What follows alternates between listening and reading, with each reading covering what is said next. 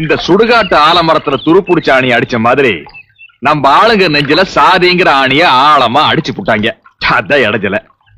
இடைஞ்சல்னா புரியலையா? சாரிதான். உங்க பேர் என்ன?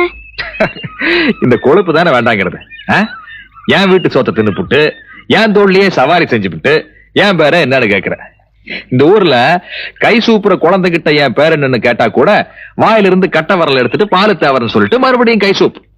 பாலுங்கிறது உங்க பேரு, பின்னால இருக்க தேவருங்கிறது நீங்க படிச்சு வாங்கின பட்டமா? ஜாதி இல்லன்னு சொல்ற நீங்களே மூச்சுக்கு 300 தடவை பாலு தேவர் பரம்பரைன்னு சொல்லிட்டு இருக்கேளே.